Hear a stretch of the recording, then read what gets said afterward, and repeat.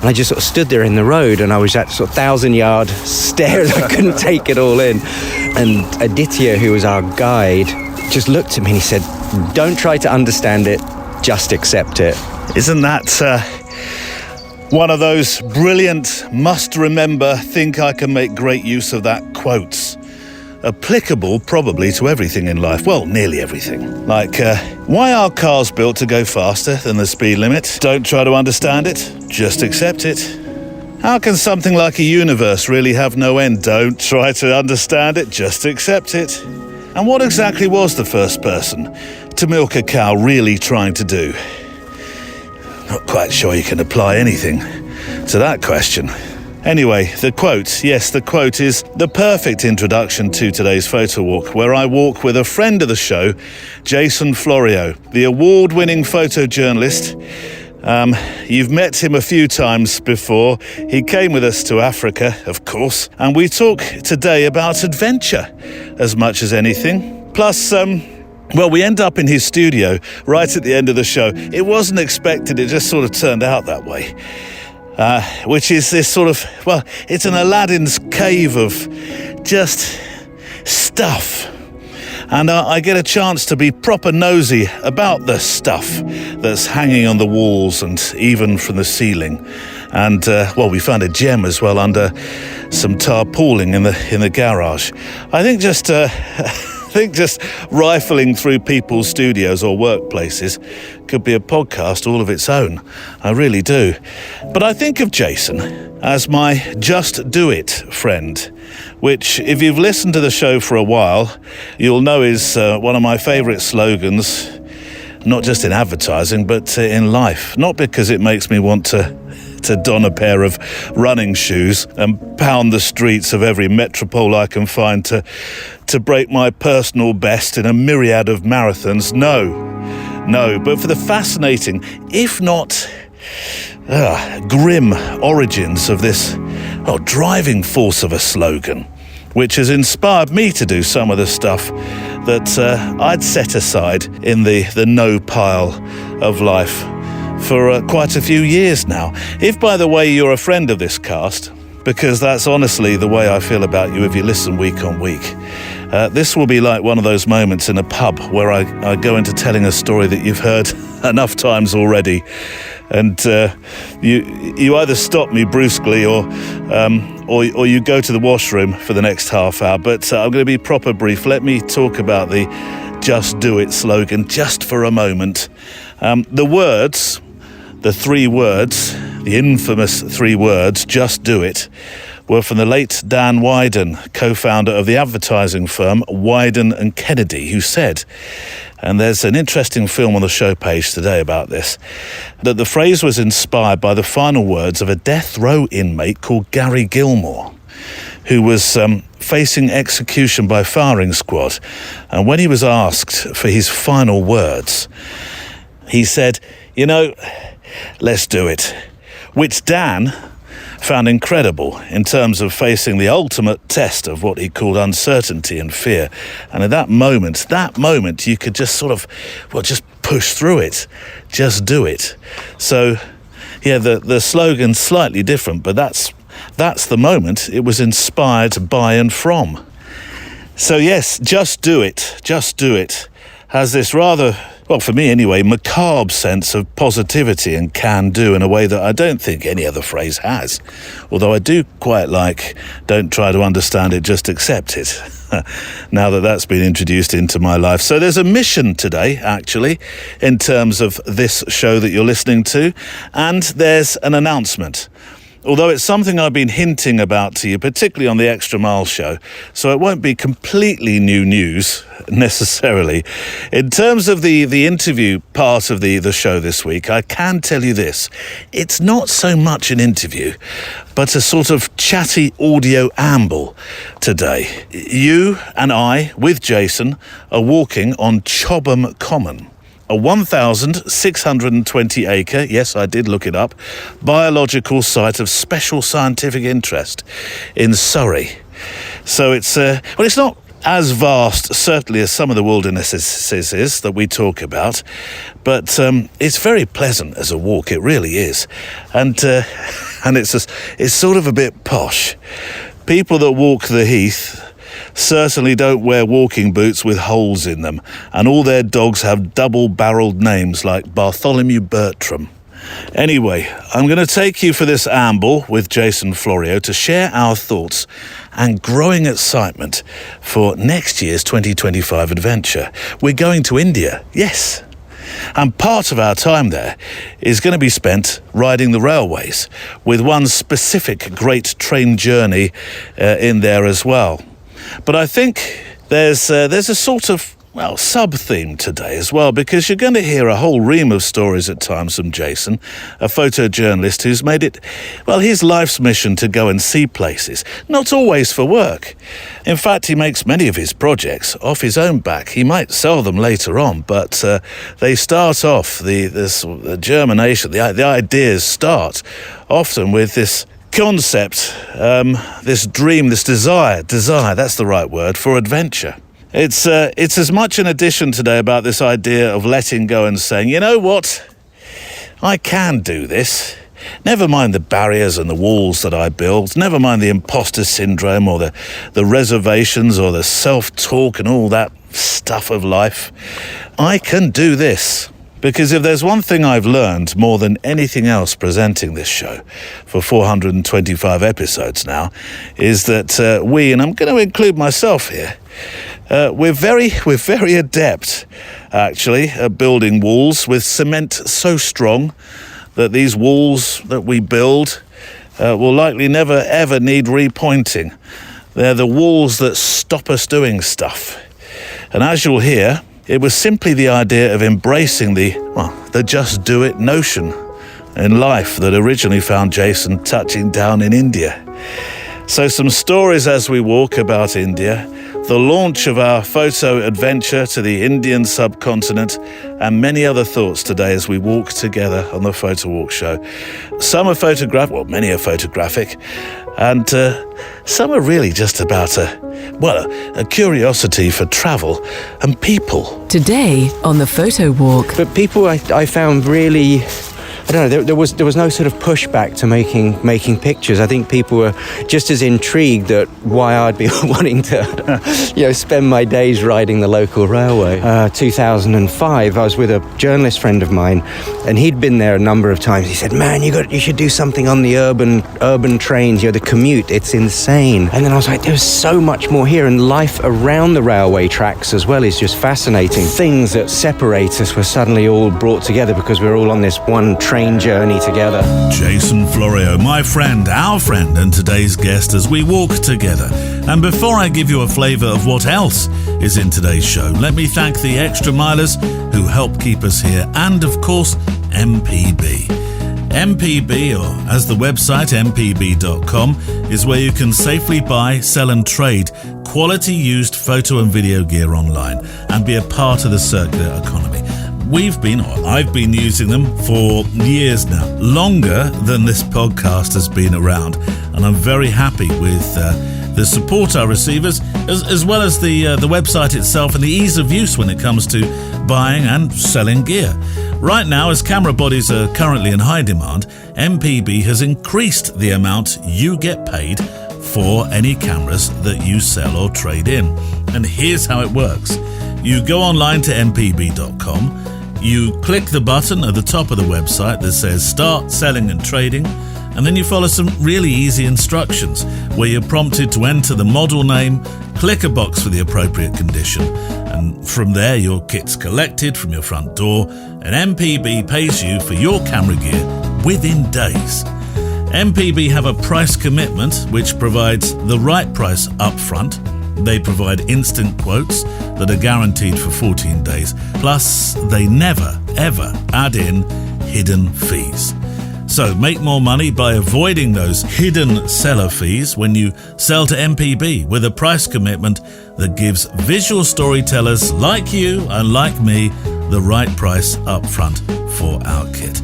I'll leave a link to MPB, of course, on the show page today as well. On the show then, well, the letters are on hold for a week as Jason Florio talks with me about photographing in India. The sights, the sounds, the stories, and his hopes for the next visit that he'll be taking when he goes with us to India for the show next year. A visit that you can join us on too. We also visit his studio, a cornucopia of camera-related stuff. And we'll remind you of this month's assignment, which is going really well. So thank you to those that have sent in. And if you have some yet, you've got just a little while to get them in. There's some super pictures and stories that are on the assignments page. I'll also be popping up during today's show as my studio alter ego between some of Jason's pieces with further relevant information or updates about places. Right, shall we walk? Checklist out. Coffee, check. Garibaldi's, check. Walking shoes, check. And train timetable for Mumbai. Neil, I don't really have that one to hand right now. Well, okay, let's just walk. Last time we were walking together, Jason, it was altogether sunnier. I was in a T-shirt on the back of your bike, as it happens. My boys thought that was hilarious. They said, "You don't suit a motorcycle, Dad." And they judged the entire thing by the fact I was wearing your wife's crash helmet. Yeah, which would be small for anyone other than her, I think. It did look comical. It was a little bulbous, but those, I don't think any of us particularly suit those helmets, but no. Trying to be health and safety, even in Gambia. But here we are, we're walking. Is this Chobham or Cobham? Because there's two pronunciations. Are there two different places? Two very distinct places. This is Chobham. Right. And Chobham is about 10 miles away. All right. And I think you can add a few more zeros to the houses there because of all the football players that live out there. Oh. We thankfully do not have any football players living around here that I'm aware of. So people of Cobham are like, we're not Chobham, we're Cobham. Yeah, Chobham's a much more twee little village. Yeah. But we've got a couple of good photographers here, actually. Yeah. David Fettis, who you met David, who's an amazing wildlife photographer. Yeah. There's another guy called James, who I recently met, who did extraordinary work in Burma and was very close with Aung San Suu Kyi and became quite an activist, and he's actually married to a Burmese lady, and he's just made an extraordinary book. But he's put his camera down for the time being. But just nice to know there's other like-minded folks living in this little village. There's another guy. What's his name? Jason. No, the name's gone from me. But having said we're not in the posh area, we're right next door to one of the wealthiest people that live in this country, and in fact we've sort of skirted round the land of. You see the owl up there?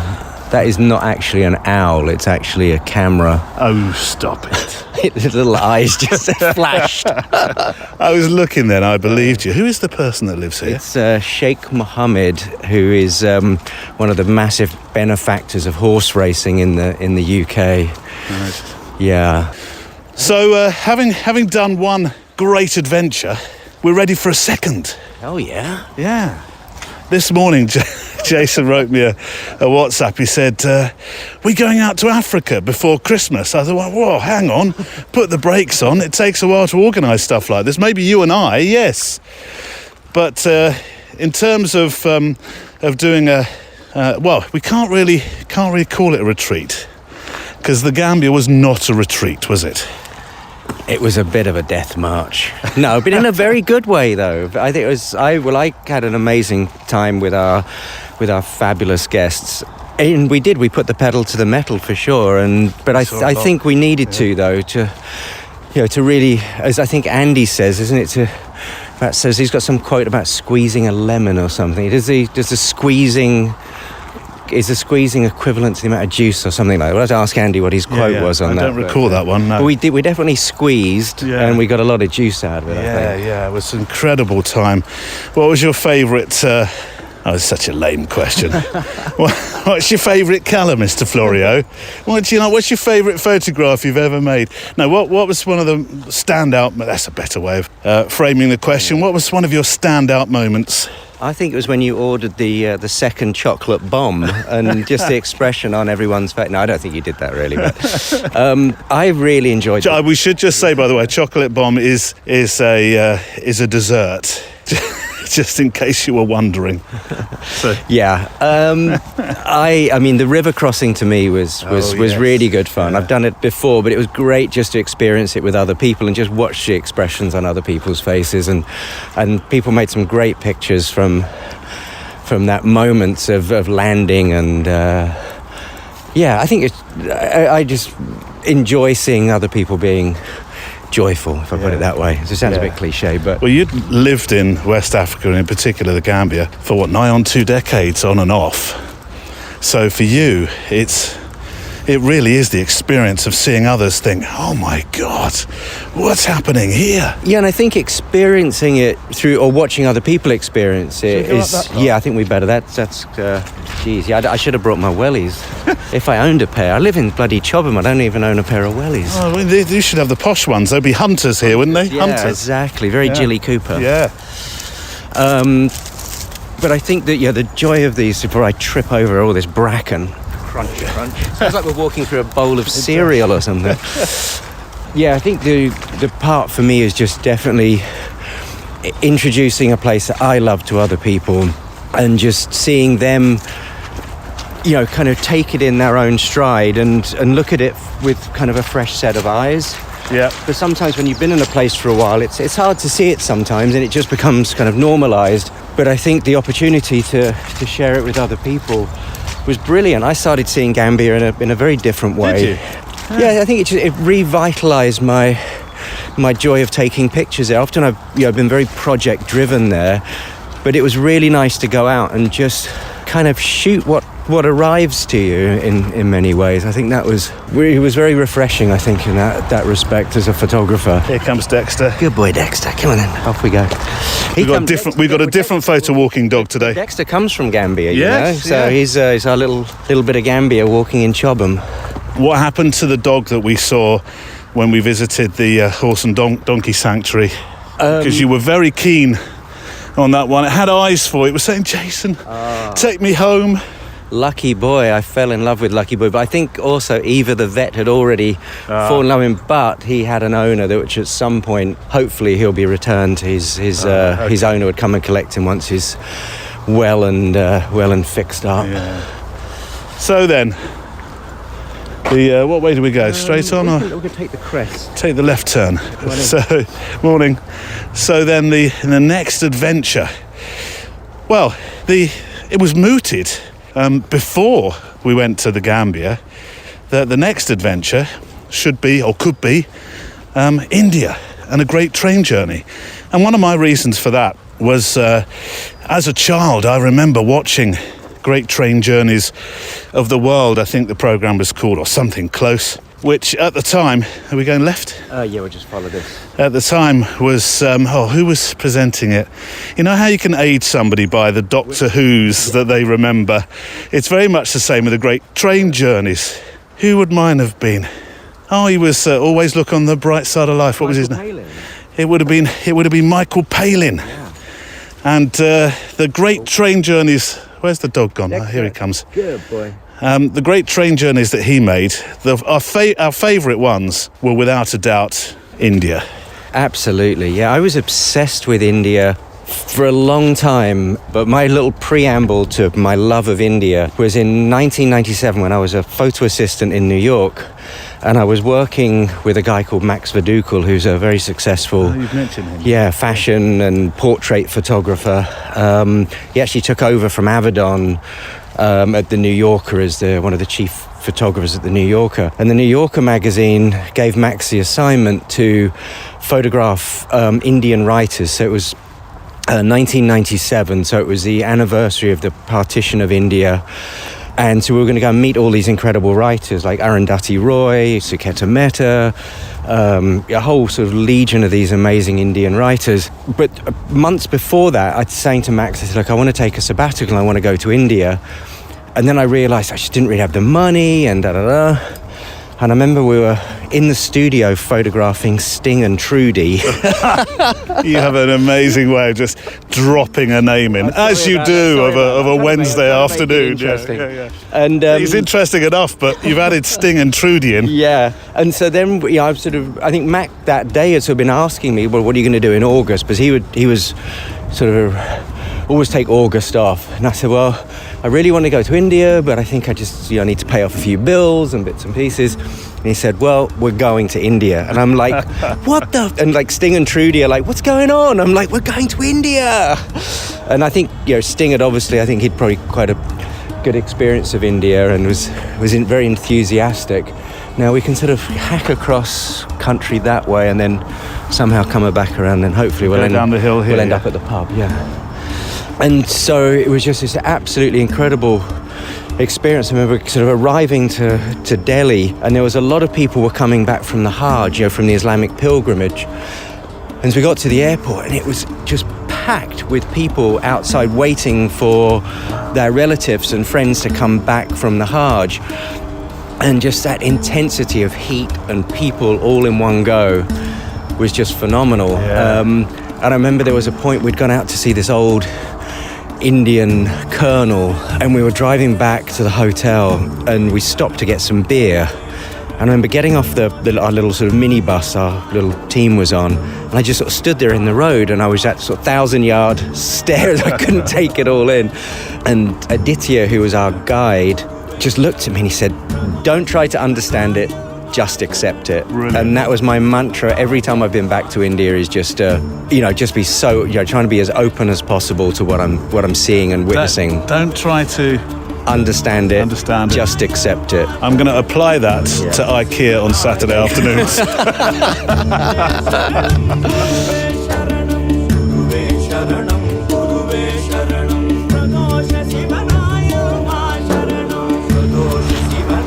The first day in India was just extreme. Everything it was an assault. The traffic was just insane. Motorcycles, rickshaw. It's all the stuff that you hear and you see on TV.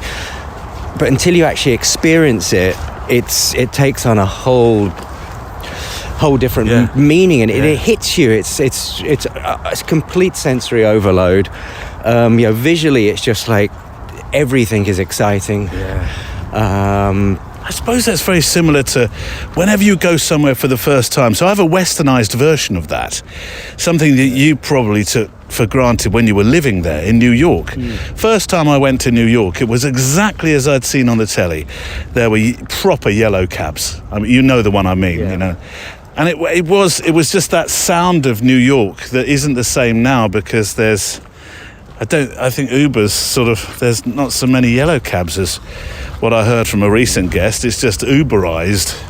Yeah, I think with any place, once you're there long enough, for me, New York became very normalized in the sense that there was always the noise and stuff, and the hustle and bustle, but you sort of learn how to weave through it. It's almost like I would apply Tai Chi to walking down the street. Instead of sort of that bumping into people and going, F you, I'm frickin' walking here.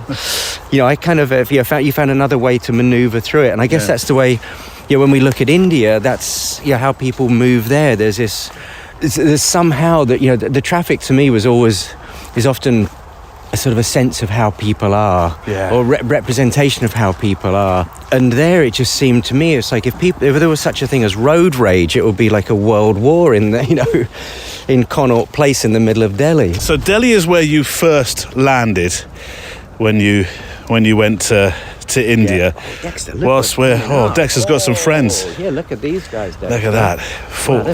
Four labs. Hey, come on then. So you arrived in Delhi. Yeah, so when I first went, I didn't do any trains at all. We did everything pretty much by road and plane. And then when I went back, then I started to use the train system, but it was definitely the more kind of the countrified routes as such. So it was very, very bucolic. And then when I was in Mumbai in 2005, I was with a journalist friend of mine, and he'd been there a number of times. He said, "Man, you should do something on the urban trains. The commute, it's insane."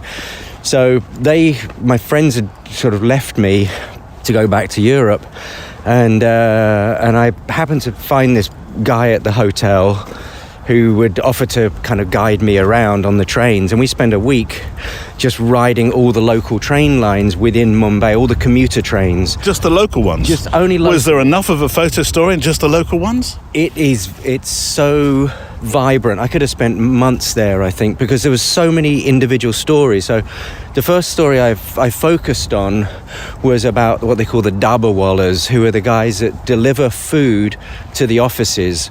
And maybe people might know about these guys, but they go to the workers' homes where the wife prepares the food, because a lot of people don't want to eat out and they want home cooking. So these guys they pick up the tiffins, which are those sort of multi-layered pots.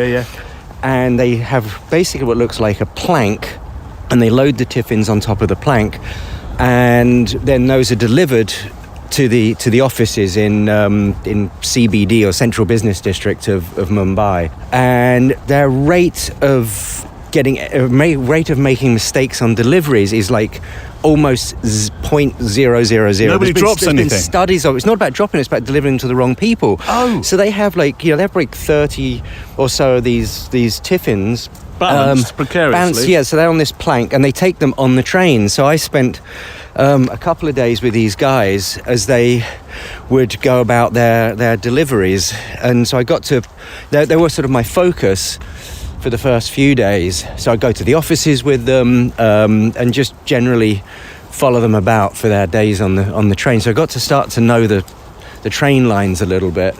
And then each day there's kind of different movements of people at different times, obviously when you're depending on their schedules. And then I was like, there's so much more here, and life around the railway tracks as well is just fascinating, because there's what they call the juggies, which are basically sort of like little shanties around the railway tracks, and those are just extraordinary. So with my kind of local fixer, we just sort of get off at different platforms and just wander around and sort of get lost a bit, then get on a train and take another kind of branch line. So it's quite ad hoc, actually, your adventure in that respect. We would sort of go, okay, well, let's aim to go towards, we'll go north today and just go to VT station, which is one of the big terminuses. Yes, yeah. And, just ride along and see who we met along the way. There was so much happening within the carriages. And photographically, can you imagine just how much there is? Oh, it was honestly, I was like, I did a week there, and I was like, I could just. It was one of those experiences that sort of stayed with me, and I just, I'd love to go back, and especially to share it with other people. I think, at first it was quite, sorry, stepping over huge puddles. At first it was sort of slightly intimidating. You're like jammed. The commuter trains in the mornings are obviously absolutely packed, and there's people kind of hanging on the outside, and I've got pictures of guys literally with a guy holding his briefcase, and he's just literally just got one hand on the rail, and he's like hanging off the side of the train.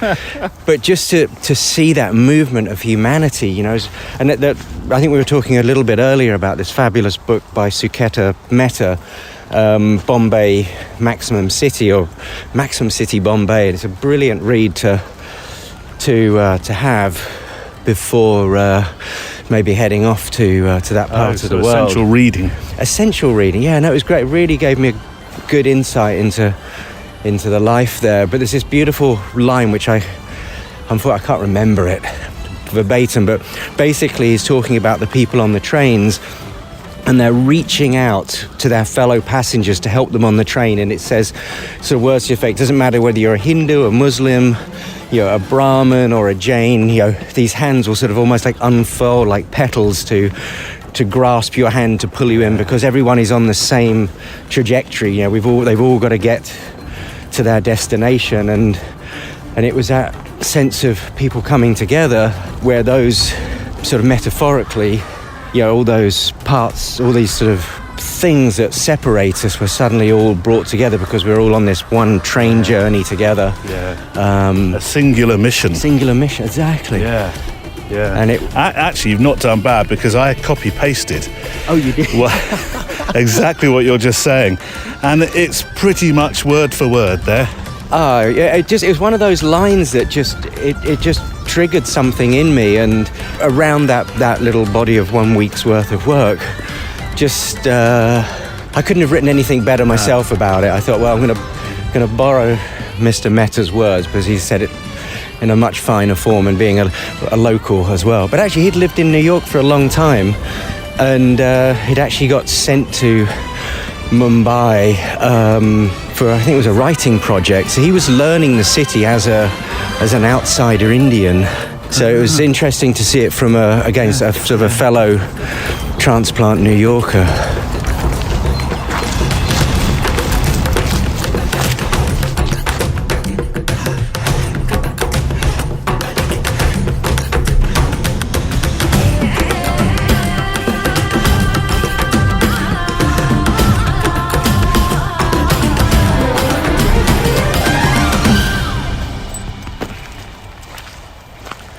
There's another thing that you wrote.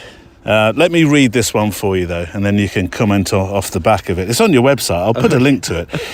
It kind of covers a bit of territory of what you were saying just a moment ago, which the photographs, by the way, they're immense. The link is on the show page. If you're late for work in Bombay and reach the station just as the train is leaving the platform, you can run up to the packed compartments and you'll find many hands stretching out to grab you on board, unfolding outward from the train like petals. You see, he said the word petals.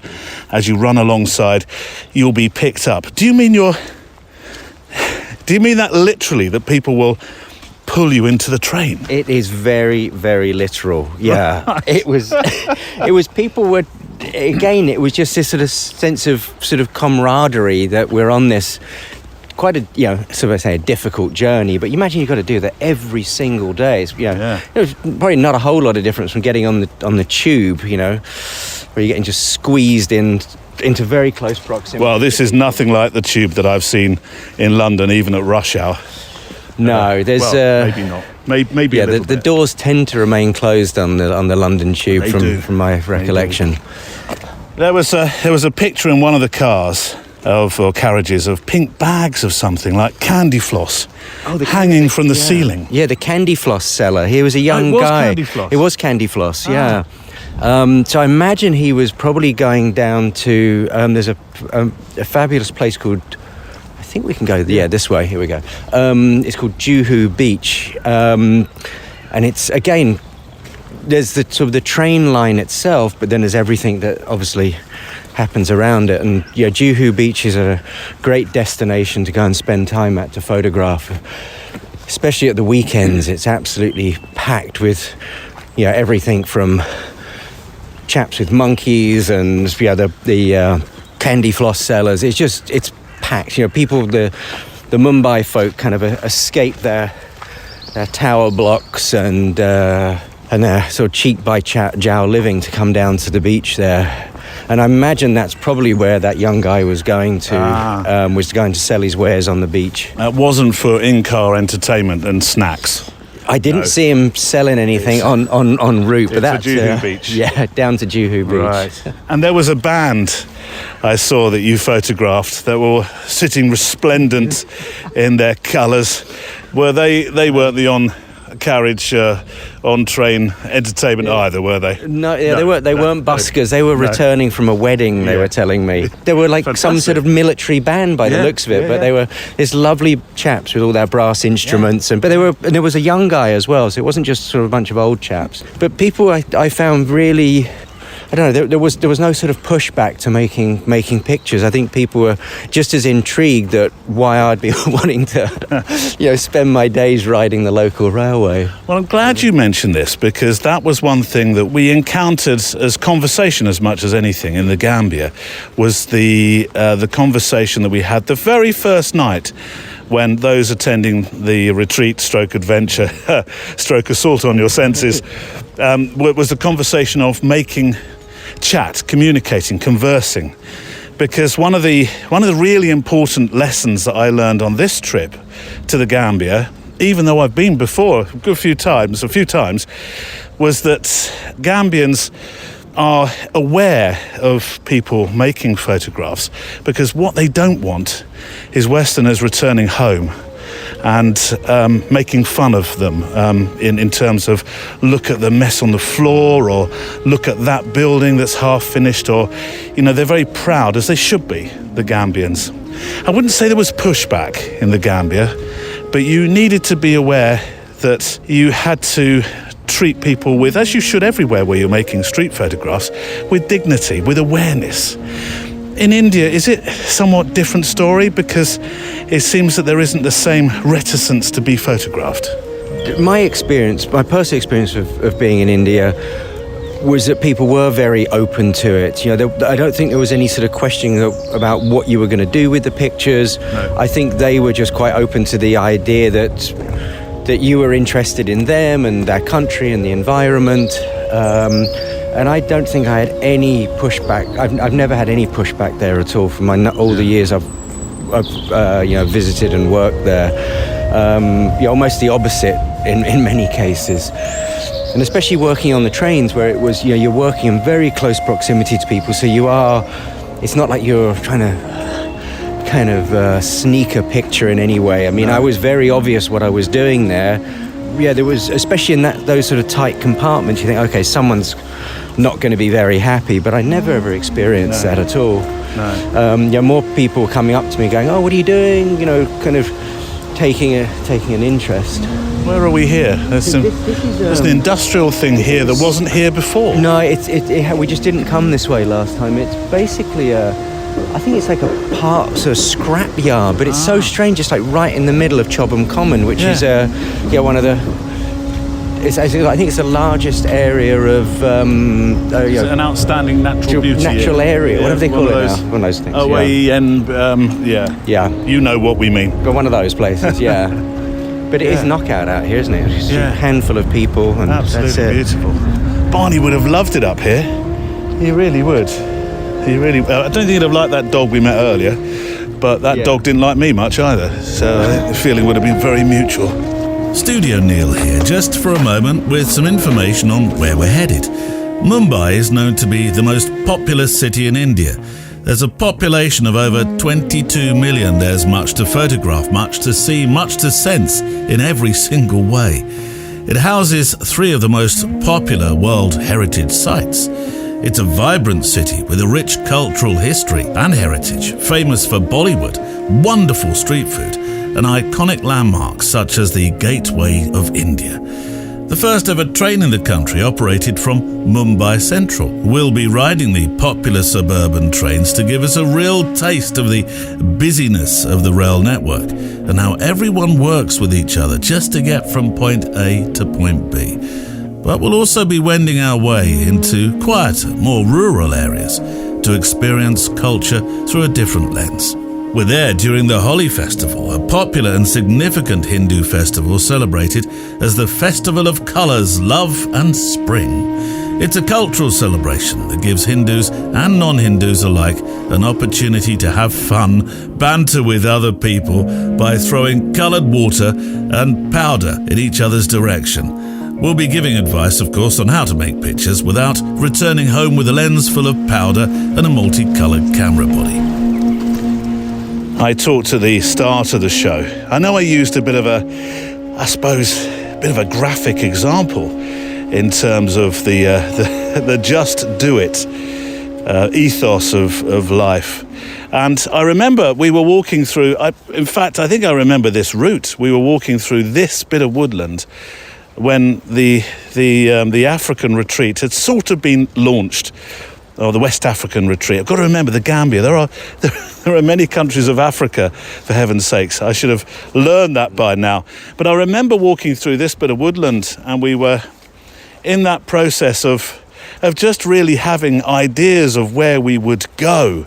So we know it's Mumbai, we know it's trains, we know there's possibly a mixture of, well, there will be a mixture of urban and countryside, because there's possibly a beautiful, absolutely gorgeous route that the trains take down to Goa, which I think it's one of the most outstanding, I think it's one of the, I hesitate to say top 10. It's certainly one of the top train journeys in the world, that route down to Goa. But you were telling me about another place, and because we do like a bit of water on our adventures.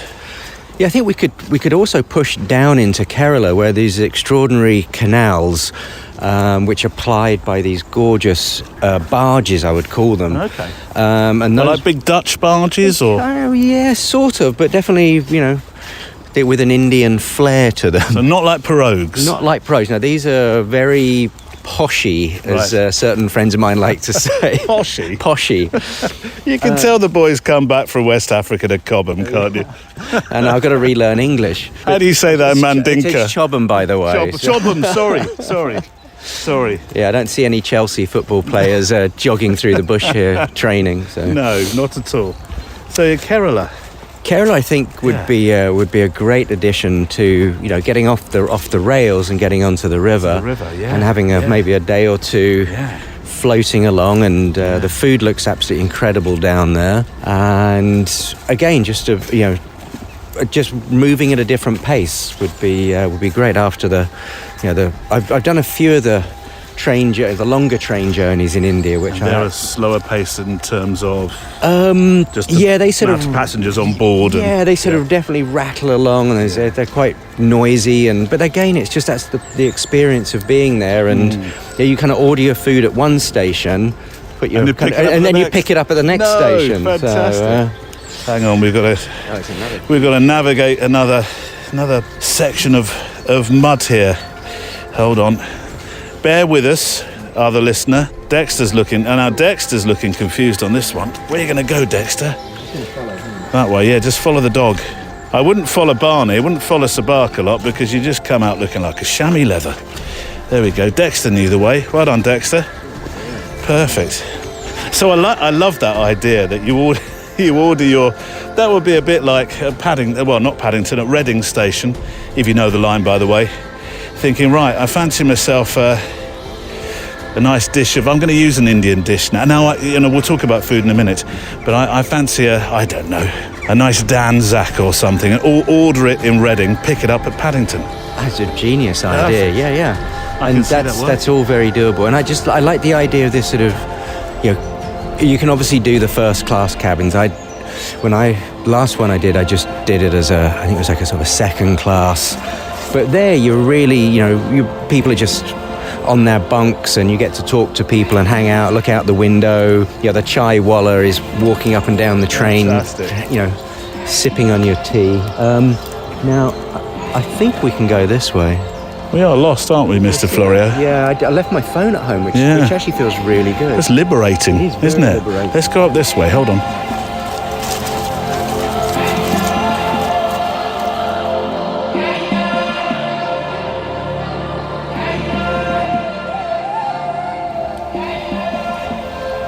You mentioned the food. Now, I love local food wherever I go in the world. I'm not a I must have me egg and chips merchant. I know we mooted the chocolate bomb earlier, which was not exactly a very West African dessert. That was my one luxury at the wonderful restaurant where we were eating. It wasn't the one luxury, it's one of the many luxuries actually. But food, Indian food. I mean, if somebody said to me, you can spend 10 days just eating Indian food, that for me is like, what, really? I've gone to heaven. The great thing about the food there, especially for our, kind of vegetarian, vegan friends, it is paradise for sure. I rarely ate meat when I was there. There was just no need, because the veg food was so good. Beautiful, isn't it? Masala dosas have got to be one of my most favourite things on the planet. Now you're making me feel hungry. Yeah, we're a bit far away from any good Indian food out here, I think. Right. So there's no double wallers picking Helen's cooking up and delivering it to us out here in the bush. Sadly not. How important are expeditions to you? I started to touch on this when I was talking about we got another bit here, circumnavigate this bit. How important are expeditions to you, Jason? I mean, I know you do these as a living, not necessarily retreat stroke assignment stroke assaults to senses, but I know as a photojournalist, you travel to different places. It's your living. It's very much the lifeblood of your day-to-day existence as well. You love being out, seeing places and talking to locals. But how important are our expeditions and this need for adventure? I think it sort of becomes an essential part of one's being as such.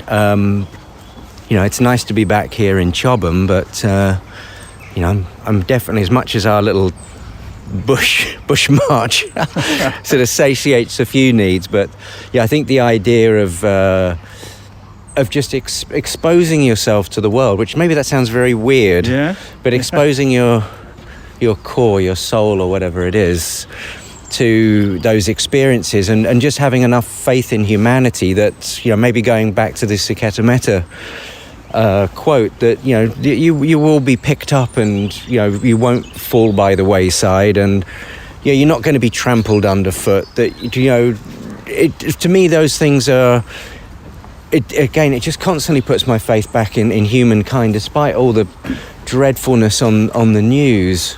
This idea of laying yourself bare in different environments is I don't know. I know that I personally need it, and I'm not sure where that comes from. I come from a very kind of suburban background. I don't come from anything particularly adventurous.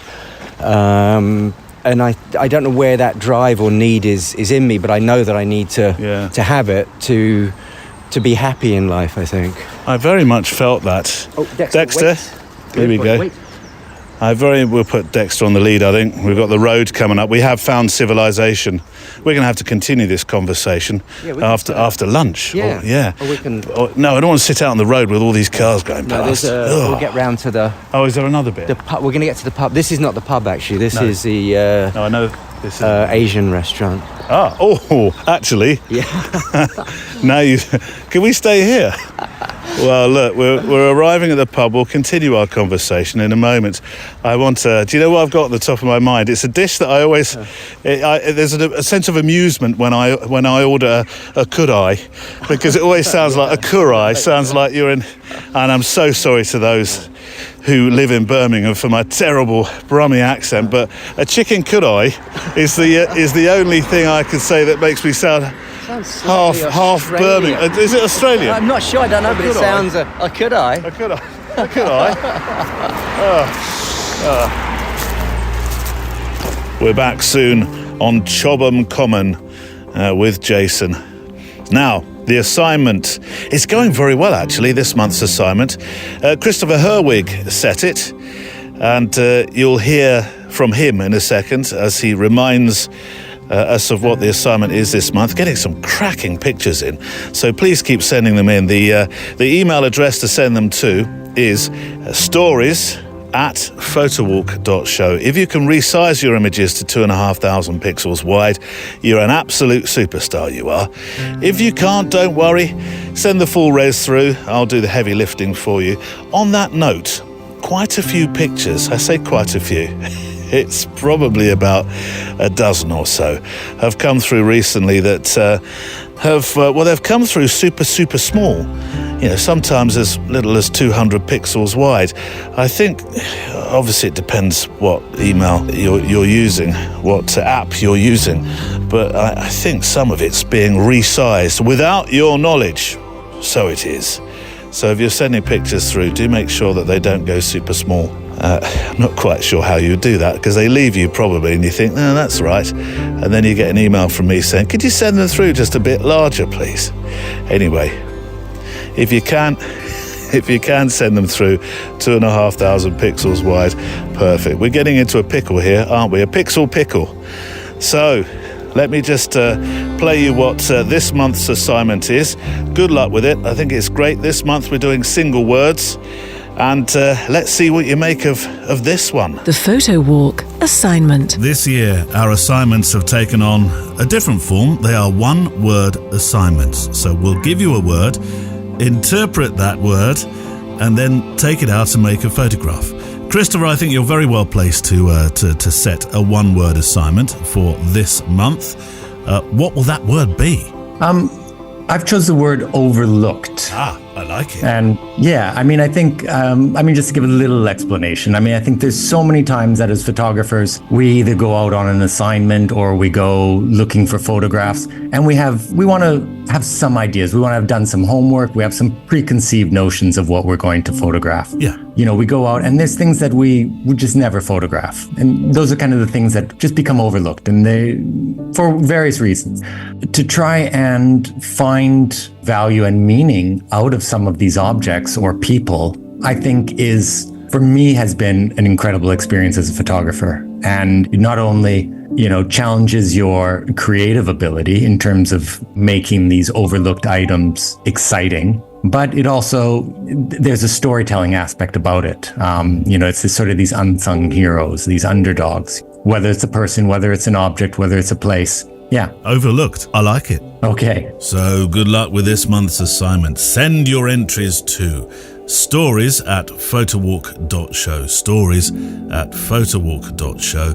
2,500 pixels wide. If you can manage to resize for the web, that would be fantastic. If you can't, don't worry, we will do the heavy lifting.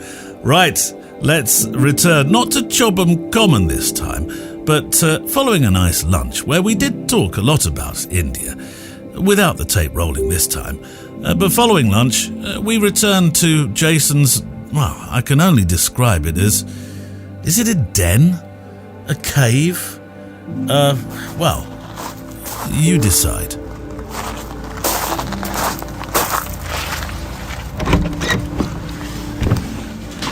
You see, it's quieter than it was just a moment ago when we were on the street. I've always wanted to do, I'm sure it's been done on YouTube, a program where you go into artists or photographers or any other kind of studio for that matter, because mine would be, I think my current studio would be quite interesting because there's bits and odds and sods in different places, but my photographic studio that I had would have been just a bit clinical, really. It was very white and everything was away in its cupboards, and I sort of went through a period where, well, frankly, you could have had an operating theatre in my old photographic studio, but looking in your studio, Jason, I found this is amusing. Okay, there's a Samuel Beckett framed Samuel Beckett picture here, which looks like it's been put over another picture.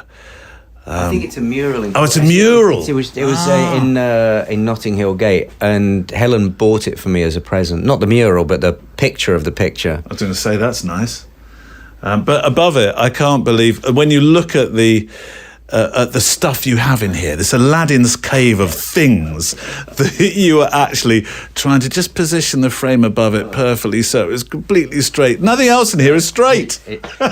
You came on a bad day. No, it's not. This is a brilliant day. Yeah, I keep trying to zen it out, and then I was like, I kind of like keeping certain things around.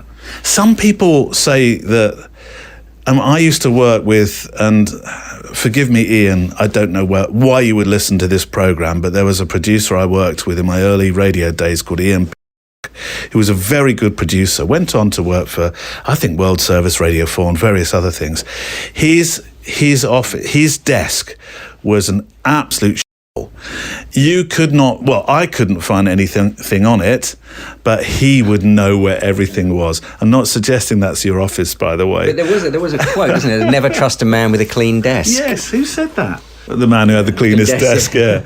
But this is a fascinating room. It really is. I've made a couple of photographs that I'll put on the show page today. But no, not at all. But I'm just going to pick a couple of things out because everything has a story. I made a photograph of the Doodlebug, for example, the German rocket. Was it the V2 or the V1? V1, yeah. My father lived through the war as a young lad, and the Doodlebugs would come over their area of London. I've told this story on the programme before, but my grandmother never sent Dad away. He was never evacuated with a lot of the children who were in London. Grandma couldn't bear to see Dad go. So he slept under the stairs, which was shored up by I don't know how my granddad got hold of railway sleepers and shored up underneath the stairs. Dad effectively lived like Harry Potter for a large proportion of the war when the Blitz was happening. And the Doodlebugs, Dad would say, the Doodlebugs were, as long as you could hear them going, brr, brr, brr, brr, brr, brr, brr, you were safe. The moment they went, brr, brr, brr, brr, brr, brr, it was the silence. It was, yeah. And he recounted those stories. Yeah, there's a few kicking around. My uncle, Tony, who was an ardent modeler, made these. So, because it's the same as your dad, my dad and his uncle didn't get evacuated till near the end of the war they were living out in Surbiton, but the Doodlebugs were hitting, and there was a story where they went and got a bit of a doodlebug, hacked off the tail with a swastika on it, and it was in the garden at their house, and they used to use it for the tortoise. What? How weird. So there's another. I found another doodlebug upstairs actually, but this one's always reminds me of So he made that. My uncle made. Yeah, some kids were making Spitfires. Yeah. Yours are making doodlebugs. My granddad made this for my dad. I took a picture of this. This is an old Jeep, American Jeep, but it's like buttons for wheels, and it's got my dad's initials. Well, RC Roger Christopher on there. Wonderful. How amazing. Yeah. There's a picture on the wall of a gun. What's that? Yeah, so that picture of a gun is done by a guy called Alfredo Martinez, who was an art forger in New York, and he used to forge Basquiat's and Keith Haring's, and ended up a couple of years in Rikers for art forgery. No. And he became a friend of mine, and one time he broke into my office and used my computer without me knowing it until a day or so later I realised there was folders on my desktop with his artwork on there, and I said to Alfredo, what the hell's going on why are your folders on my desktop? He goes, I'm very sorry, man, I'd get some stuff out to a collector, needed to send some images out, and I'm like, you broke into my office, onto my computer, you put illegal artwork on my computer. Yeah, but then the next day he came back and he gave me this drawing, so there's all kind of 2005 it was done. 2005, yeah. So then I had it on my wall, and there was an art curator came in and said, "Do you know that thing's worth about $1,000?" No. So I don't know what it's worth now, but I wouldn't get, it's sentimental. Alfredo unfortunately passed away last year. He actually ended up creating there was that girl, I think her name was Delvini. She was like this fake heiress in New York. Yeah. There was a whole documentary about her. So he teamed up with her. Yes. Yeah. And she was supposedly doing all this artwork from prison. Well, it turned out Alfredo was the one actually was creating all the artwork for her. So another great con. And that's from Moaz. This looks like a ship's compass. This is a compass that the smugglers would give to the migrants. You should just. I know that you've spoken about this on the podcast before, but MOAS in a short sentence was Migrant Offshore Aid Station, which was one of the very first private rescue ships in the Mediterranean to work on the rescue of people at sea. And obviously, when I say people, we're talking about people that were attempting to go, as we referred to it before in the Gambia, as the back way. So they would give them these compasses which have a little battery for illumination, and it would sit in the box up that way. Oh, so this is the actual box that came in? Yeah, and they come. It comes like this, and there is the lid somewhere for it. Oops. So the idea was the gyroscope would keep the thing on the straight and level, and then you can. There you go. So we're looking northeast from my office. East that way, yeah. So that was the only thing that they had on the migrant boats for navigation. Yeah, Exactly. Wow. And really, basics, like these things are, Chinese-made things, but obviously they work. What's this picture on the wall here? So that's Beirut, I thought and it it's the famous Holiday Inn in Beirut that was used, by the various groups. I think there's a famous picture of Don McCullen that Don McCullen took down in the front of the Holiday Inn. Back, I think it would have been in the 70s, that picture taken. But this one, when I went in 2005, they actually had a hot air balloon on a wire that went up. So it became like a tourist site. That's how I got the picture. So you could go up with a hot air balloon and view Beirut. And so this sort of just, you can see it was obviously never resurrected. Bullet holes and rocket holes throughout the whole thing. I'll make a photograph and put your photograph on the show page.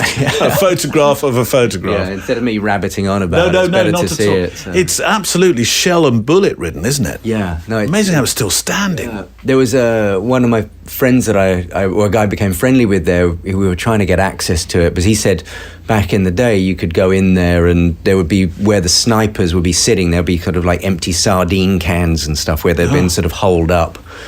And at the top, which I assume these would have been the penthouse. I imagine so. Yeah. Suites. It would have been beautiful. That sea view, looking over the Mediterranean. It was an there. absolute travesty, wasn't it? Well, the whole thing, the war, everything. Yeah, poor old Lebanon just seems to. You had the huge explosion in the port, which caused devastation. It's just one. Some places just seem almost cursed, don't they? Yeah. Over here, you have a. This is a. It's a life jacket. It looks like a very old life jacket, the kind of life jacket I would not have been surprised to have seen on RMS Titanic. Yeah. It was in 2016, the MOAS rescue operation shifted across to the Aegean, so we were working between Turkey and Greece, and it was a short crossing, but very, very rough for any of the migrants. And this was a young boy that we'd brought aboard from a rubber boat where the motor had conked out on it. And he came off, and we just sort of pile up all the life jackets, and unfortunately, a lot of it just got, they were bagged up and then not dumped, but they were given to the Greek authorities to burn, to get rid of. Yeah. But this one was so different, and I think on there it says 1974. See, that's how old that jacket is. Yeah. And it must have come off some a ship. I think maybe like a ferry or something. I think it says Tangier, not Tangiers, but Tangier. Right. So I'm sure. Don't you have a photograph of the lad that you did show me? Oh, here it is, over here. Yeah. There it is. Yeah, so that was, I kept the picture with it because it just, I guess it sort of gave a little bit of history to it. Unfortunately, I can't see the boy's face, and he looks exhausted. Yeah, I mean, these poor little kids, bobbing around, and the sea was rough, it's cold, it was January. Yeah. Just imagine, your young boys having to make that crossing with the family. No. And then this is, everything in here tells a story. You couldn't have a clean studio, could you? I mean, even this ancient stool, I would imagine, has got a story to it. The carpets from Afghanistan. Those are from Iraq. Right. Those carpet. That's what the dog used to sleep on. Anything from IKEA? No, but I think not one thing. What have we got? Favourite little possessions here. What's this? So that is a stool that I got from Gambia, and I did. It seems to have faded, but it did have I got the family I bought it from. They thought I was completely nuts, because it's just one of those little things that's bashed together.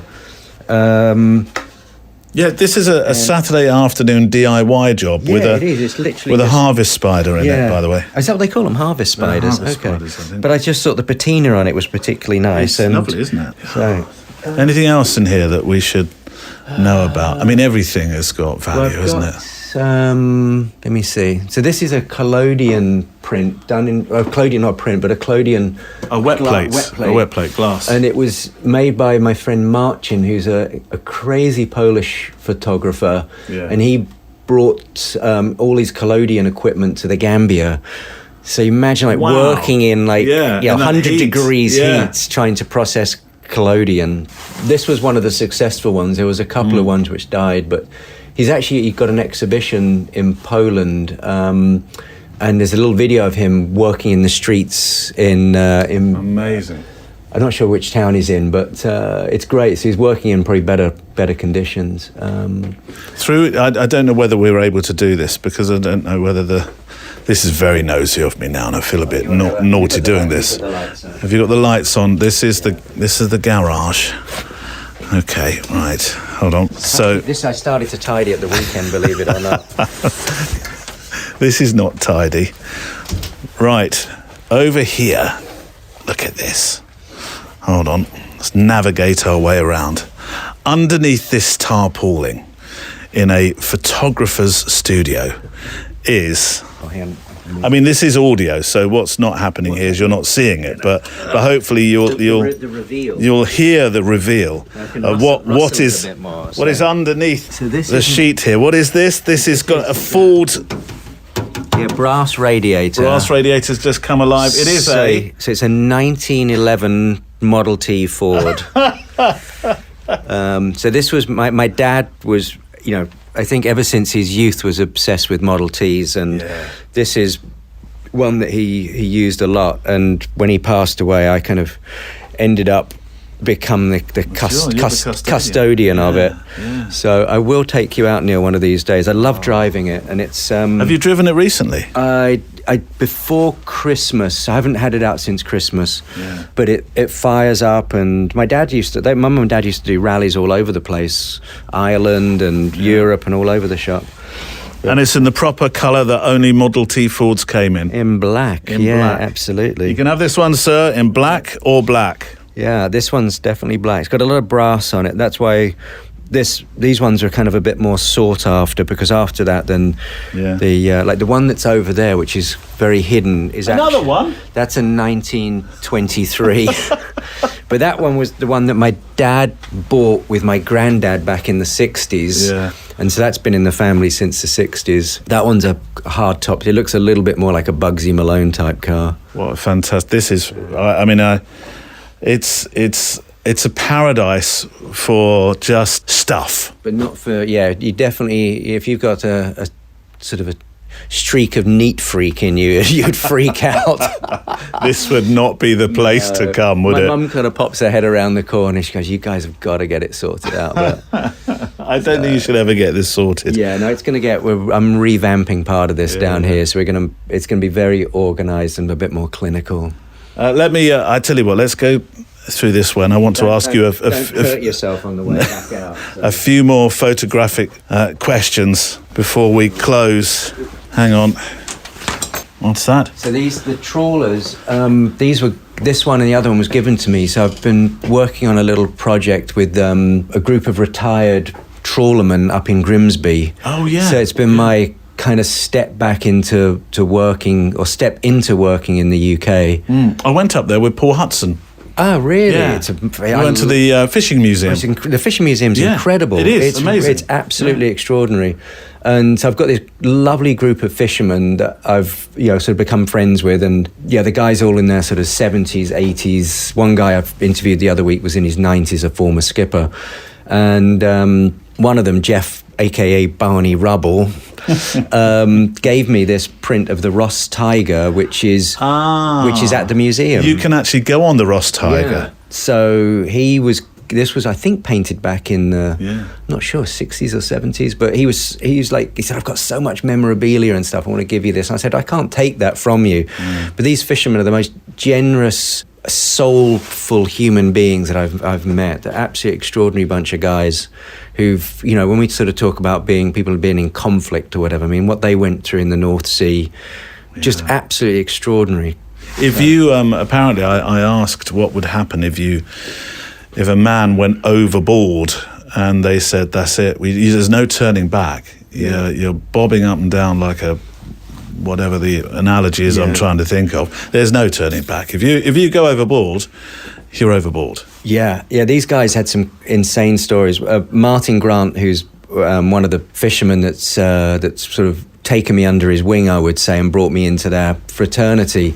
He got shipwrecked, and the boat was going down, and a helicopter came and eventually rescued them. Lucky. And it was just like one of those things. They thought that was it. He sort of had I think one of the guys the boat was sort of pretty much on its way down, and they found there was a pack of sort of cigarettes, and they were sort of sat there going, smoking. One guy sort of gave Martin the cigarette, and I sort of said to him, well, and Martin said, you said, I don't smoke when I'm ever on board, but I guess I'll make an exception for this. Yeah.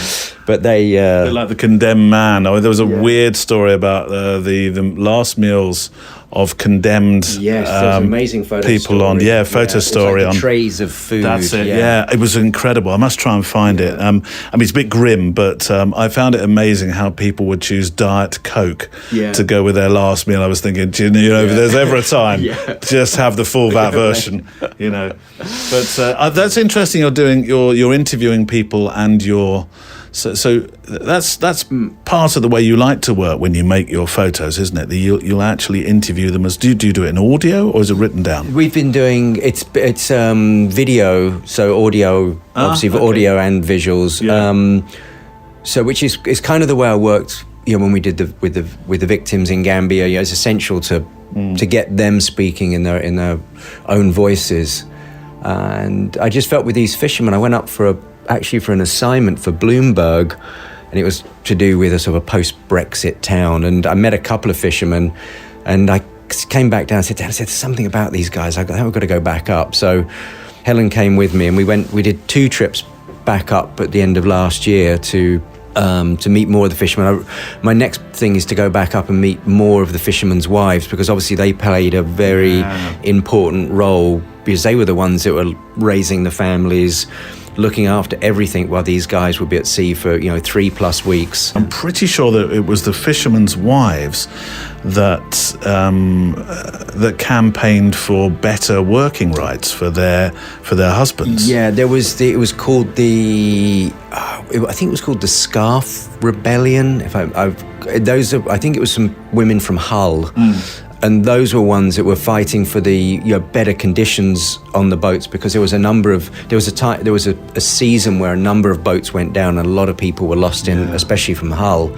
And it was the women that fought for better conditions on the boats. But these guys are telling me there was no health and safety back then at all. And they would go on, they would start when they were sometimes 12 or 13 years old. They would go out on what they call pleasure trips. So they would go out to sort of get a taste for it, and then they would go to maritime school, and then sort of 15 or so they're on board, working with the grown-ups type of thing. And the captains would spend enormous amounts of time awake. They would not sleep. If they knew they were above a shoal or they would stay with it. There's no sleeping. Yeah, I think if they were in position, then it was just you worked until you got everything on board. Yeah. And one of the things I often talked about was the icing up of ships, how extremely dangerous the icing up was. Yeah. So they would be out there, just everyone, all hands on deck, just chipping the ice off the. Because it could capsize them. Yeah, exactly. Yeah, they get top heavy and flip them over. So it was kind of a race against time. I was listening when I went to the fishing museum. Yeah. I was absolutely... If you get a chance to go to it is Grimsby, not Hull, isn't it? Yeah. Grimsby's Fishing Heritage Museum, I think it's called. I promise you will spend a glorious afternoon, a whole day there. There is one thing I'm looking for before we talk about something else. I want to find your famous black cloth. I really want to see it. Where is it now? Oh, hang on, you might be lucky. No, hang on, no. Is that not it? No, that's a bag of bags. A bag of bags? Oh, hang on, what's this? No, that's a film. I think I put it back. I put it back up in the loft. Well, look, stay with me a second. We'll keep looking for it, and I want you, in a moment, I want you to tell me all about this black cloth. It might be something that we could take to India. This was part of my semi-tidy up.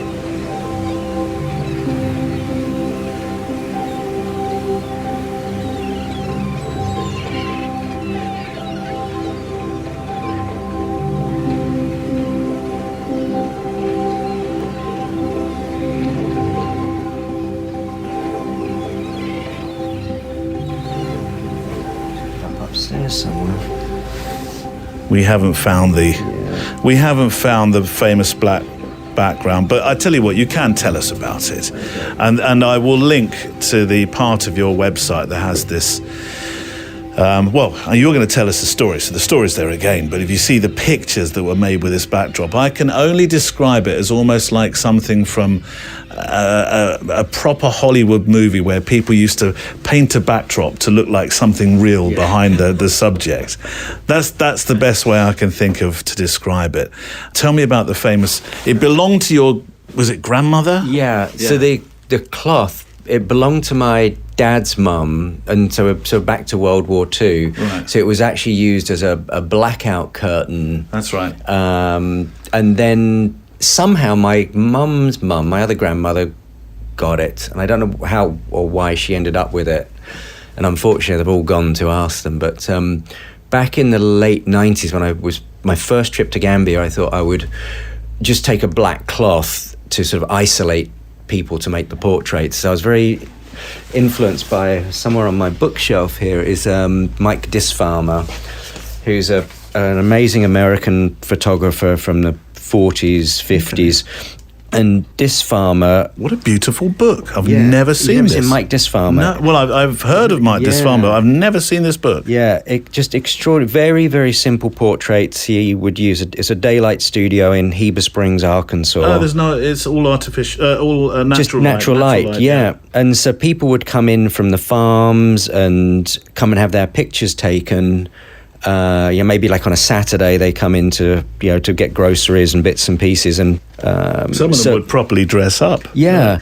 And so a lot of this work was I think it was, I can't remember the full story now when it was found, but a lot of stuff probably got destroyed, but there were glass plates, and a lot of it was just dumped in someone's garage or garage, as they would say in Heber Springs, Arkansas.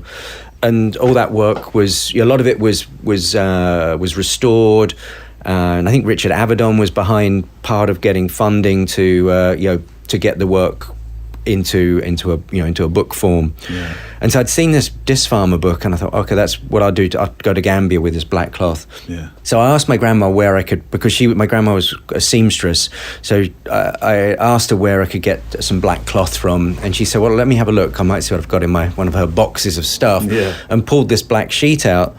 And when I first got to Gambia, I strung it up and realised that you could it was semi-translucent, I guess would be the right thing. Yeah, so you could start seeing details of things in the background through it. And I thought, oh, bugger, that's not what I want. I wanted black, I want to cut the light out. Black. Yeah. I want this cloth to swallow people. Yeah. So my friend Lawrence Williams, who was the one that I was going to visit out there in the bush, he was like, no, this is great. I think you've got something here. So I started pushing the idea of allowing this sort of idea of it was like a hint of what was happening behind people, but without taking away from the people themselves.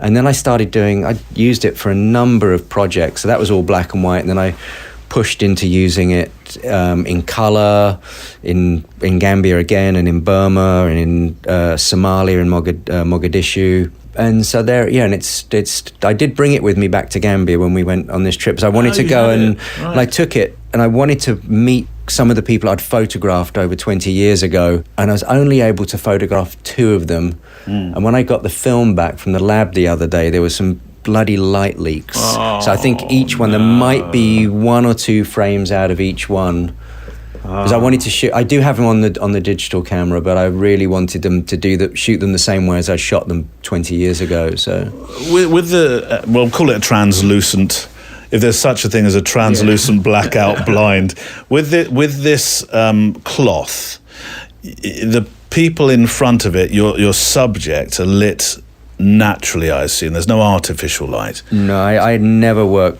with artificial when light. You were out. Right. Yeah. So behind them, though, through the cloth itself, did you have to put the cloth in a place where, for example, if there's a street scene behind that the cloth just about enables you to see through to, you need that street to be fully lit, don't you? Yeah, it's where there was sort of the highlights as such. Those would obviously help to create the image behind the cloth, to give it form and give it some sort of shape, or at least a hint.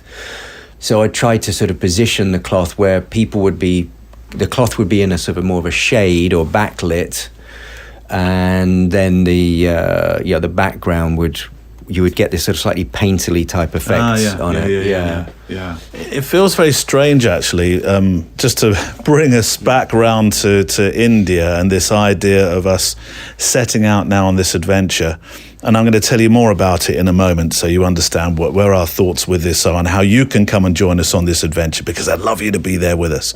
It seems strange, as we're talking about black and white pictures against this black cloth, to talk about the colour of India, particularly during the Holi season, which we're hoping I know this can coincide with it. We'd like to go to the Holi festival, because that's the festival of colour. All the paint being thrown over each other. The powder, that is, not the actual paint. I was picking up paint. Kind of Dulux. That's it. No, it's the powders, isn't it? And such amazing. I mean, you have to put your camera in a bag and photograph through it. I mean, we'll leave that to you to decide how to do. But the photographs I've seen from that are extraordinary. I've never been, so I personally, it's a good excuse why I want to go back to India. So I would love. Yeah, it looks phenomenal. Absolutely phenomenal.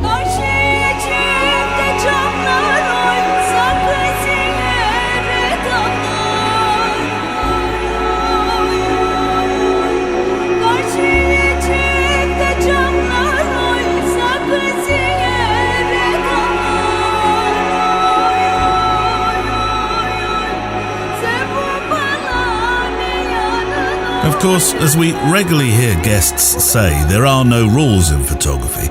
Well, those that do exist are meant to be broken. So Jason was quick to find a black and white approach to photographing this extraordinary story we're about to make together. Links to the photographers you hear mentioned today will be on the show page. I think black and white can be done now. I'm actually looking at this book right here, which is by Michael Ackerman, called End Time City, which is shot in Varanasi, which is entirely in black and white. And that's one of the Kumbh Mela festivals with the with the religious festival with the sadhus. Well, here we go, black and white. Yeah. So even if you're a black and white photographer, I think you look at it's gorgeous. This work is just look at this. So much atmosphere to it. It's all kind of slightly broken and wobbly, and it was definitely influential on the way I kind of viewed, or how you could view India. I mean, I think that's the thing. You can go there, and it's your reaction to places at the end of the day. It's trying not to mimic what's being done before, but to find your own reflection in there. I'll do a dreadful Giles Penfound impression now. For those that listen regularly to this show and know my good friend Giles, I'm very fond of Giles. I went walking with Giles a couple of months ago, and we made a photo walk episode where I was asking him about India. And he said in his Giles way, he said, I know what's missing in my life. Sorry, Giles. And you might want to look away now. I know what's missing in my life. India's missing in my life. And I thought, I can, because of the photographs he made in India, the beautiful portraits he made, the train journeys that he took. When I look there's one particular picture of him that was taken, I think by a photographic friend of his, of him just looking like the cat that's got the cream. He was in a bunk in an Indian train, looking like he'd found home. I know for you, Africa, lots of places in Africa feels like that, doesn't it? I think, it's the strange thing is, though, I was definitely drawn more to the east before Africa, for sure. I really thought I'd sort of end up more in Asia. Oh, right. I was definitely pulled more in that direction. But then Africa started to reveal itself to me, and I kind of honed in on that continent. I wonder if that's what happened to Giles then. That, India revealed itself. Yeah, I think you could spend a few hundred reincarnations there and you'd never never quite get to understand it. Don't try to accept it. Don't try to understand it, just accept it. That's it. I like that. Yeah. I think probably the best way to... Thank you very much for sharing some thoughts about this expedition, this adventure, this assault on your senses that we're going to take, and for showing me around your amazing studio. You should do tours here, at the weekend. Oh my God, people might get lost. It's not very big, but people would get lost under stuff, I think. I'd sort of come back weeks later and there'd be someone under a book or something. Still be somebody there. Thank you for that. And I think, do you know what I will do? Is I'm going to leave you with leave this conversation, as it were, with a few moments of my conversation with Giles, actually, because I think he does sum up India and his love affair of and about the place so beautifully with these words. I don't make New Year's resolutions, but over Christmas I was thinking, what is it? Why am I, what's missing? And then I realised it's India. India's missing. That's what I need to get back to. The everything about it. There's everything you can ever want there, or certainly for me. But the difference is so that my work there and my stories there, this is where the whole idea of documentary falls apart. I'm not going there as a documentary photographer. No. I'm not. I'm going there absolutely as a tourist. I'm going there as a wide-eyed, impassioned, inquisitive tourist who just wants to engage and find out more. So I have this, again, the romance of photography. I have this idea of spending the rest of my life going back to India. Do you? Yeah, absolutely. And exploring. So my two projects I want to do is hometown stories, and I'm calling it India Odyssey, because in many ways that's what it is for me. Again, I'm not going there to tell them what they should do with their country, how they should behave. I'm not interested in any of that. I'm not interested in righting wrongs or whatever. But I'm interested in the people, and I'm interested in, it's just this extraordinary place and these extraordinary people. You made some, the 10 years ago when you made those pictures first time, one thing you did is something that I'm extremely jealous about, which I've always wanted to do, and probably because my dad watched the Great Train Journeys, and that would be a son and dad moment, that programme. Where did you go? From New Delhi to Chobham. It's interesting you should mention that programme, because this is where this fascination with India started with me. Wow. It was from a programme called the Great Railway Journeys of the World. And I can remember seeing a programme, it was a chap did a trip to Deccan, the Deccan province, where the Deccan traps are. And I remember seeing that I've recently found out it was 1980, so I was 15, and just being awed by this place. Yeah. Absolutely amazing, and by the people, and about trying to get there, and I managed that 10 years ago. And it's sort of been an unfulfilled desire since then I've always said, I've got to go back, but I've just never had a chance. But now I'm going to make that chance. So when you're there, will you be doing more portraits? I know you've said you're not going with any real purpose apart from having your tourist eyes, as you said, but you did make some striking portraits when you were there. Yeah, and I'll be open to everything, to be honest. Everything within the range of what I do. The massive mistake I made last time was that I took out a 5x4 film camera, and I just wasted inordinate time trying to make pictures on this film camera, when I should have just been doing what I do best, was using my Leicas. So absolutely, I just go out there with my 3 Leicas, 21-50 and a 35mm. Lovely. Very simple, absolutely stripped back, and I have no plan at all other than to get there. So when I get there, then I'll start making pictures of how I react to it. Lovely. And so, when I even know, I've even planned it, that, there'll be a series of books which will be called India Odyssey, and they'll just be volumes of pictures. It's an empty volume at the moment because you don't know what's going to be in it till you arrive. And that is the most amazing thing about what we do, isn't it? Yeah. When we open our... what does Marissa Roth say? Open your heart and mind, I think she says. Yes, I think so. To what will fall before you without going with too much of a plan. And again, the wonderfully poetic thing for me is, and forgive me, this may sound a bit fanciful, but this is kind of closing a circle for me, because the person who really inspired me above everybody else was Cartier-Bresson. Yeah. And so I'm inspired by the work he did in India. And it's not, I don't want to go back there to copy what he did. I want to go there to do what I want to do. But it's like, I don't know, it feels like I'm completing that circle. Okay, and that circle is two things: hometown stories and India Odyssey. But it's of engaging with people and this is what I found the last time. It's this wonderful thing about human beings. We can actually communicate with each other even when we can't speak each other's language. And I had these amazing moments of speaking with railway workers or whomever. I didn't really care. One day I was at a place called the Miranda Fort, which is just this beautiful, beautiful place. And this young chap on a bike came up to me and said, "Do you need a lift?" And so I didn't do that usual British thing of being, couldn't possibly talk to a local. And it's very kind of you. So I jumped on the back of his bike, he took me into town and didn't want any payment for it. And we had a good chat and I made some nice pictures. And I think that's the thing. It's about engaging with human beings, which is, and the bonus is you get some lovely pictures as well. This is your Cartier-Bresson moment. It is. I shall channel the dear chap. Obviously not creating any pictures anywhere near the worth that he would, but that's not what it's about. This is about, it's about doing what I know I want to do, and that I can't explain to you what I want to do. And that seems the perfect way to come full circle, as Giles was indeed suggesting about his photographic life. Full circle around to something we began with right at the start of today's show, when Jason Florio repeated something his guide in India said: "Don't try to understand it, just accept it." So, India.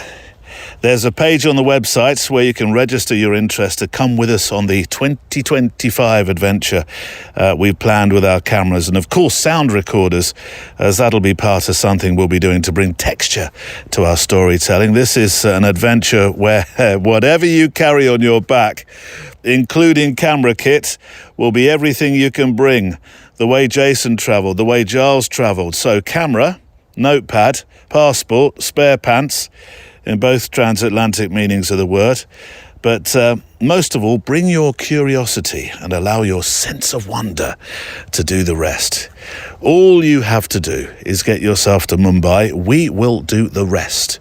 There are 10 days of travel and adventure, meeting new people and culture. And we start on the 8th of March and we finish doused in the colours of the Holi festival on the 16th. The page does what it did last time, really. It's the first one that we had was a register of interest, and there'll be costs on there as well. And if you fill in the form, then you'll be part of that adventure. We've already got actually 4 people that have or who have registered their interest. We haven't even, at that stage anyway, we hadn't even launched the page. It's on the website. Just look along the menu at the top. You'll see India 25. That's the one. Just there. No, along. Next to Scotland. That's it. Well, India's not next to Scotland, but you know what I mean. Right, if you can't wait till next Friday and you want to walk a little further together, then the private extra mile edition, number 425, is, it's over on the Patreon channel and it is waiting for you. Today starts with a bit of a surprise, actually. The sort of surprise that even confused Sam, my wife, and she's used to hearing all manner of recorded ideas come out of the studio where this photo walk is mixed. I'm not going to say any more because I don't want to do too much of a spoiler, which I know I have a habit of doing. We're also going to talk about AI, which always draws a raised eyebrow. It's this sort of, are we? Oh, okay.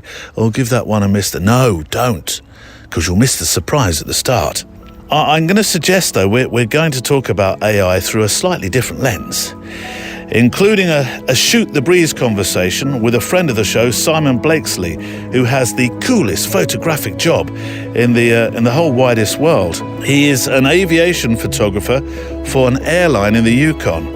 And, I tell you what, he's not the least bit worried about AI. On this week's Extra Mile. Even if I didn't do what I did for Air North, I still would engage in the act of photography for my own fulfillment.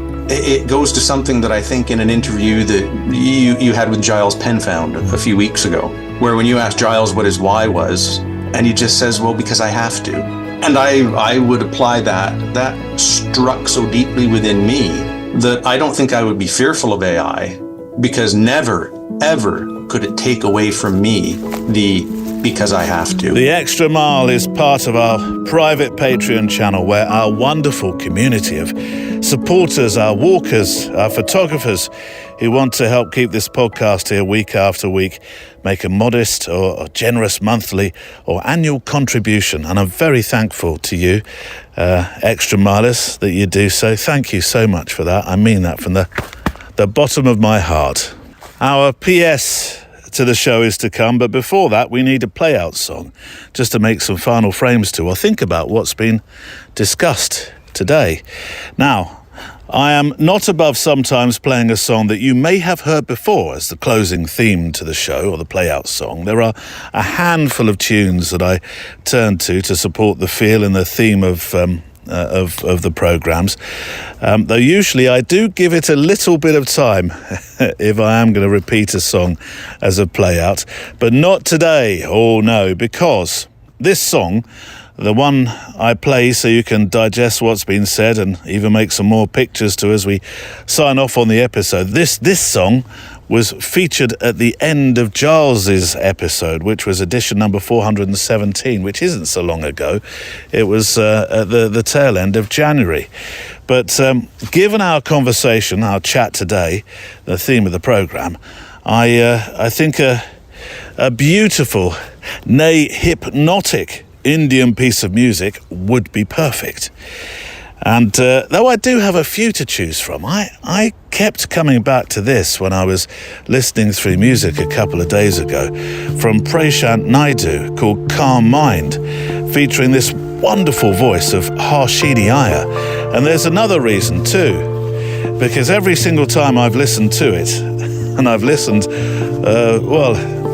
probably a good half dozen times over the last couple of days, I close my eyes. And I close my eyes and I get this wonderful slow motion picture in my mind. The film I'd like to make while I'm out in India, of the urban city through a train window becoming countryside, becoming faces, becoming the colourful powders of Holi, framed by the sun rising on the tracks ahead. Poetic, maybe, because I'll find so many other pictures and stories in between with Jason, and who knows, you as well. This is our play-out song this week. It's called Calm Mind.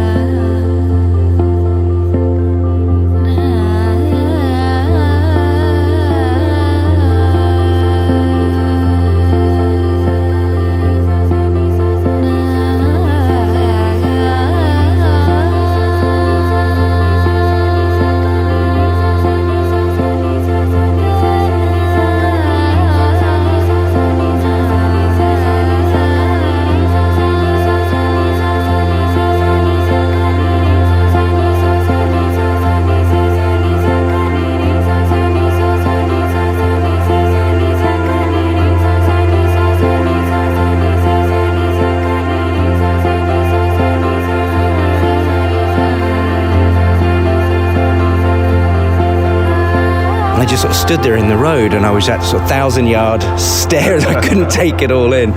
And Aditya, who was our guide, just looked at me and he said, "Don't try to understand it, just accept it."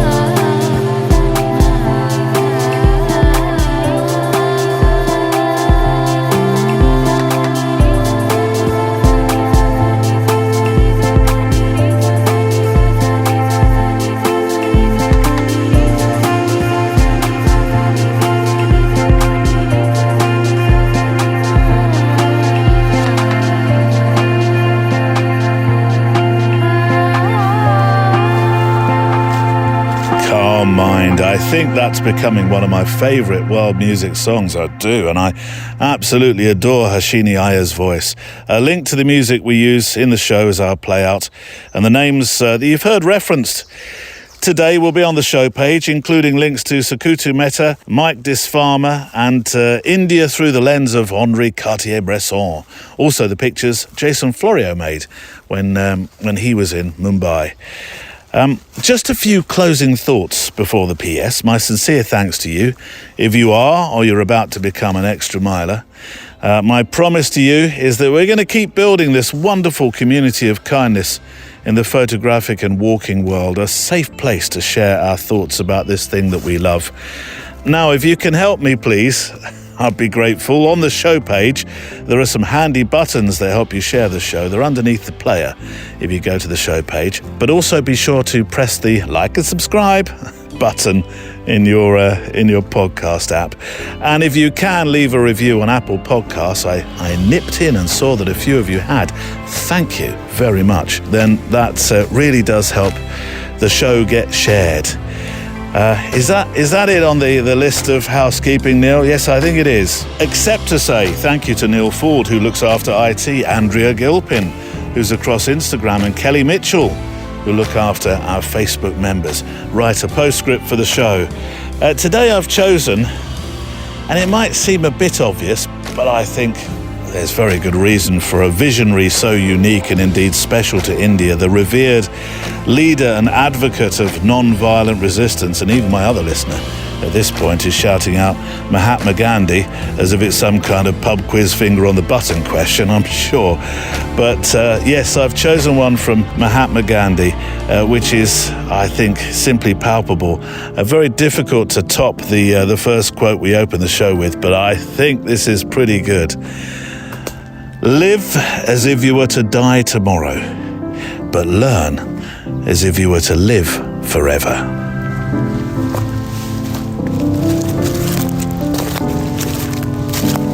The Photowalk is a Loading Zone production.